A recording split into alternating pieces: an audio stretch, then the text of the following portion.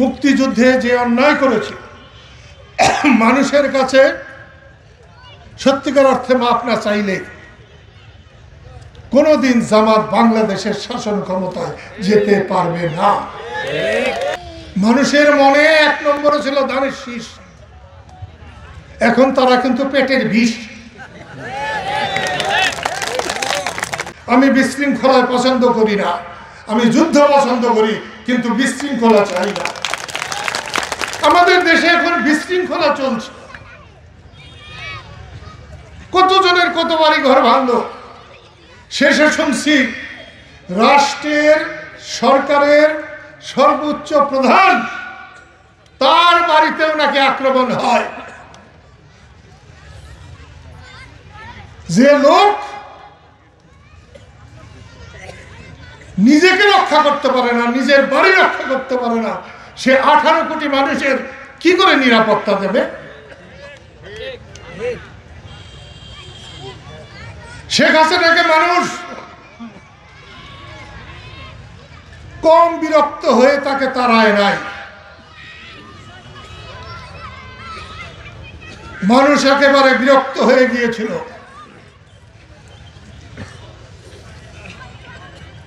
শেখ হাসিনাকে তাড়াবার ক্ষমতা এই 8-10টা বাচ্চা ছেলের ছিল না। বিএনপি পারে নাই,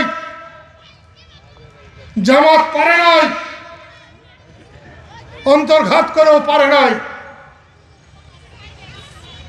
কিন্তু শেখ হাসিনার পতন হয়েছিল।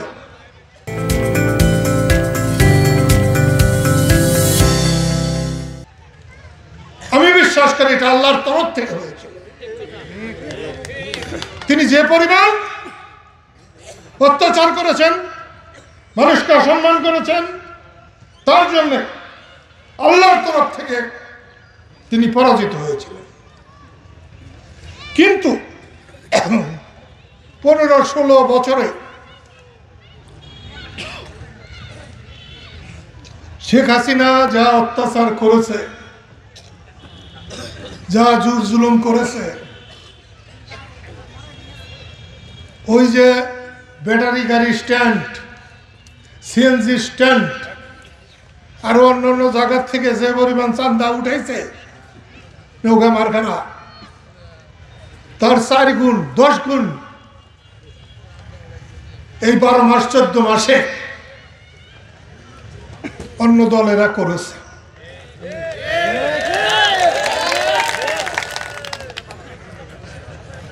শেখ হাসিনা যখন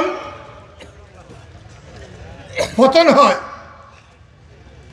তখন 1 নম্বর দলে ছিল ধানের শীষ। মানুষের মনে 1 নম্বরে ছিল ধানের শীষ, এখন তারা কিন্তু পেটের বিষ। আমি গত 7ই জানুয়ারি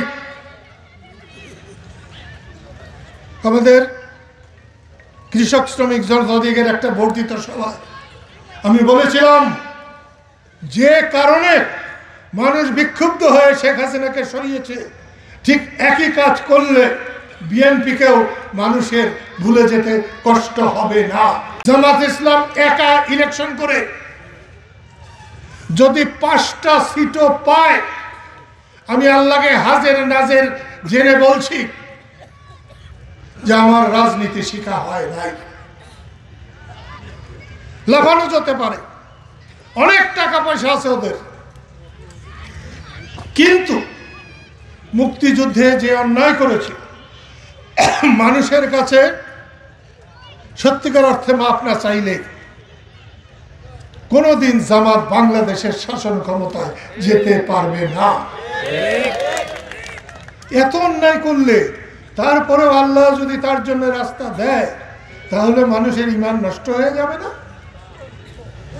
যেভাবে মাপ চায় ওই মাপে কাজ হবে না।